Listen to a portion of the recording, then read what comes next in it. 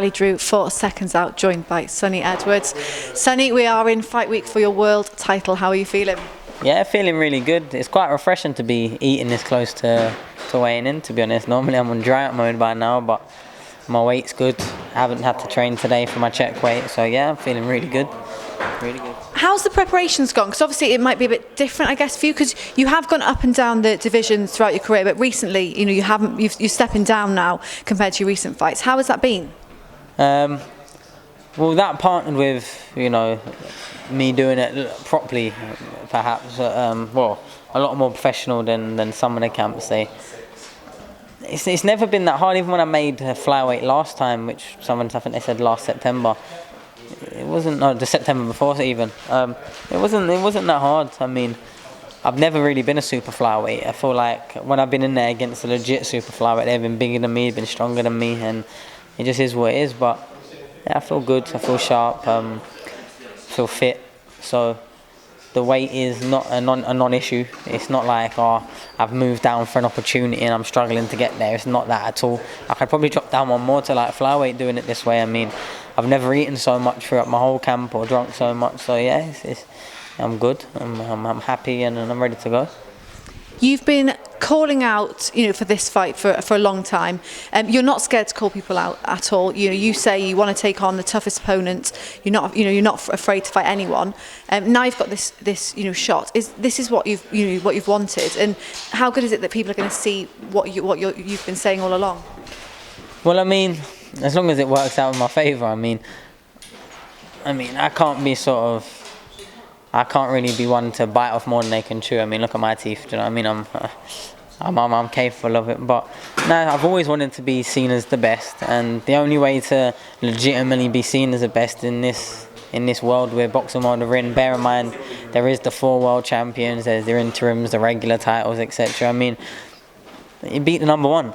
So that's who I've been aiming for a while, and that's who I've got.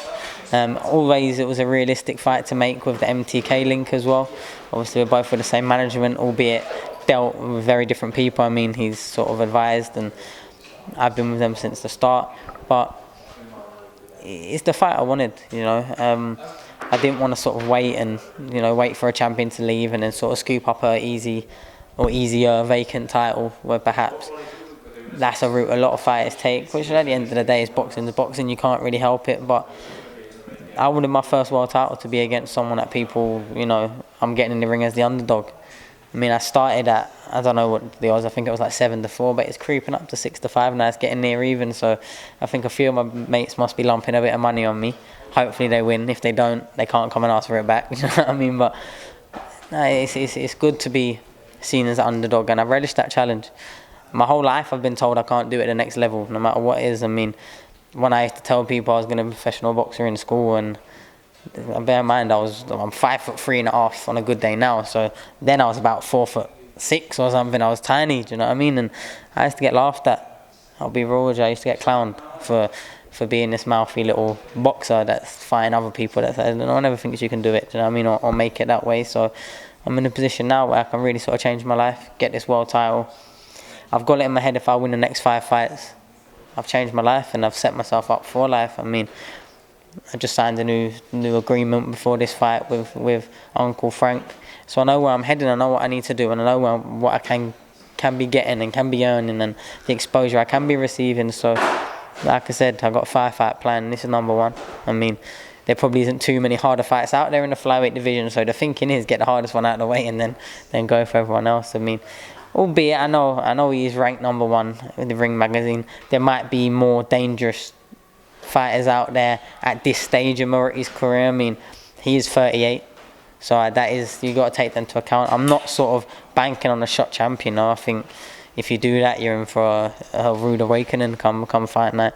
But that has to be taken into consideration, because arguably, Nakatani, arguably Martinez, maybe even Dalekane might be the more fresher, might be the more dangerous fighters at this stage of their career. But for the length of their career and the sort of stripes he's earned, there's no one more experienced. There's no one with a bigger resume than him in this weight.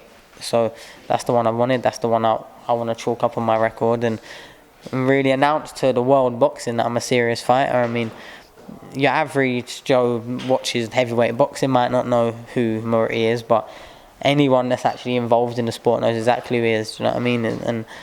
And this is probably one of his bigger exposure fights against me, which is crazy to me because I'm a 15-0 prospect. It's only been a pro about 4.5 years. But it's just the way boxing is, do you know what I mean? Platform and profile is everything. And I think with this win, then I can really sort of put myself up there with, when you start hearing who's the top 5 British pound-for-pound fighters now, I might start sneaking into some of them conversations where I haven't before. And that's my goal. I mean, you got to dare to be the best, and that's what I'm doing. I'm daring to be great. And I think it's well within my reach. I don't think there's a single person in flyweight that I can't compete adequately against. I genuinely don't, and I haven't for a long time. I mean, I've been in the ring with some of them, been in the ring with some of the best at weights above me, and I always hold my own. And there's never any story that goes around when I'm talking on my crud on social media or in interviews that anyone's ever done me in sparring or bashed me up or I had to jump out early, or it doesn't happen, do you know what I mean? And I know how good I can operate at. And it's just about not freezing the lights and in front of the big stage, which I don't think I will, because I relish it. I get goosebumps just thinking about it, and it sort of elevates me to the next level. Well, as you say, you are the underdog. You're seen as the underdog. He is 2-time world champion. He's 13 years undefeated. When you hear those stats, what goes through your mind? He's got what I want. I mean, they're the sort of stats that I want to hear about myself. Do you know what I mean? And I want to do it the hard way. I've always said that. I've always said that regardless of, whether I've just had an injury or regardless of if I'm coming off the back of any sort of performance, I will always go for and push for the biggest fights. My management team, I probably drove insane when the demands I've been asking for, but I've done the hard work. I've had the fights where you just sort of got to get in, and yeah, people aren't that impressed about the level of opposition. Even I've always made sure that they're good coming to win, and they're tough and working on different things and trying to gain experience that way. But for flyweights, there isn't really the depth in class of like all the sort of fringe world levels, etc. Because it just doesn't really exist. So to get them over, once they're world level fighters and tend to stay there for a long time. Look at Moruti, he's been having world title fights for the best part of 20 years. I mean, I was still sucking on dummies until I was about 6-7 years old. So, you know what I mean? He was winning world titles at that age, when I was that age. So it's just something that I know I've got to be mindful of. But at the same time, ambition, you reach for the stars every single time. I mean, and for me, second place is never good enough. So I'm not coming in here. I'm not coming all this way down from Sheffield, even though London is my hometown, to be a worthy challenger. Because second place has never been enough. Not in a world title fight, not in the ABAs, not in a 100-metre race when I was 10 years old at sports stage. You know what I mean? Second place is never, ever good enough. Do you know what I mean? So I'm here to be a live underdog, a worthy competitor, and take the title. That's it. I saw that when you were in camp with him before, you were sparring. You didn't spar each other, but you were sparring together. That he said he watched you spar and said you're going to be a world champion one day. Is that going to be this Friday? And is he going to have said it and it's going to be against him? Yeah, I mean, and he said 100% as well. He said 100% you'll be a world champion. And I went, I appreciate you. Can I have a picture with you? Is what I said. And hopefully it is on Friday. I mean, hopefully not for him. Hopefully he's forgot that and put that onto the back of his head. But I think he did respect my skills, and I was only a 6-0 prospect when he seen me as well. And he was, I think, IBO world champion, and it was just before he claimed the IBF for a second reign. He'd already been an IBF champion before. So yeah, hopefully them words come back to haunt him, and the stars align for me. I mean, that's a good story to tell the kids. The person I won my first world title against sort of cosmic ordered it, unfortunately. Do you know what I mean? But yeah, it is what it is. I mean, I don't read too much into them sort of things. He's a great champion, and he's going to drag me to places I've probably never been before in a boxing ring, and I'm prepared for that. I have prepared for that, and I'm looking forward to it. I relish the challenge. I don't like things easy. I'm an ADHD kid. I need to be stimulated. Like truly, I need to be. I mean, anytime I see something as not really a threat, that's when my concentration levels drop down to like 30% or something, and you won't see the same fight. I mean, I've proved it in fights where I got put down, got up, and then it's like two different fighters than it was the round before. I was a bit slow, I was a bit sloppy, and then all of a sudden, punch perfect for 5 rounds, you know what I mean, after getting put down. Because now I see the threat there that I weren't seeing before. And with this fight, I've known the threats there, and from that first bell, that ding, I'll know the threats there, so I don't need to get up anymore for it. I don't need to sort of try and kid myself, and because I know it's there, I know that if I switch off for 1 split second too long, that could be curtains. Do you know what I mean? And back to the drawing board, Sonny, and let's build up some momentum. And I'm not trying to hear any of those cliches. And Frank come and put his hand on my head, going, don't worry, you're young. I'm not trying to hear that. I'm trying to hear I'm the new. I'm trying to hear you're the best in the world, and you're the champ. That's it. That's the only thing that I've come here for.